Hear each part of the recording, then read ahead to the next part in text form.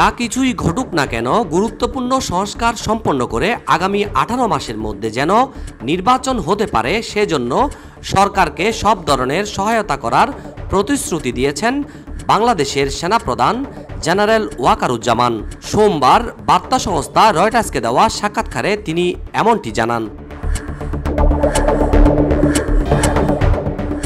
General Wakeruzzaman এবং তার সৈন্যরা আগস্টের শুরুতে হাসিনার বিরুদ্ধে ছাত্র নেতৃত্বাধীন বিক্ষোভ থামাতে কোনো পদক্ষেপ নেয়নি, যার ফলে 15 বছর ক্ষমতায় থাকা শেখ হাসিনা ক্ষমতা ছেড়ে ভারত পালাতে বাধ্য হয়।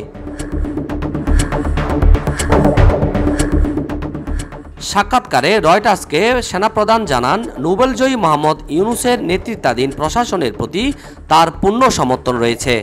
এ সময় সামরিক বাহিনীকে রাজনৈতিক প্রভাব থেকে মুক্ত করার ইচ্ছার কথা জানান বাংলাদেশের সেনাপ্রধান।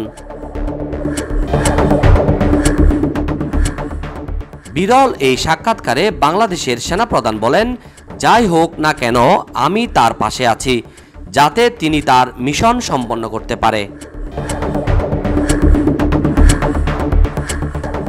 বিশ্বব্যাপী ক্ষুদ্র ঋণ আন্দোলনের অগ্রদূত ইউনূস বাংলাদেশের বিচার বিভাগ, পুলিশ এবং আর্থিক প্রতিষ্ঠানগুলোতে প্রয়োজনীয় সংস্কার করে একটি অবাধ ও সুষ্ঠু নির্বাচন দেওয়ার প্রতিশ্রুতি দিয়েছেন।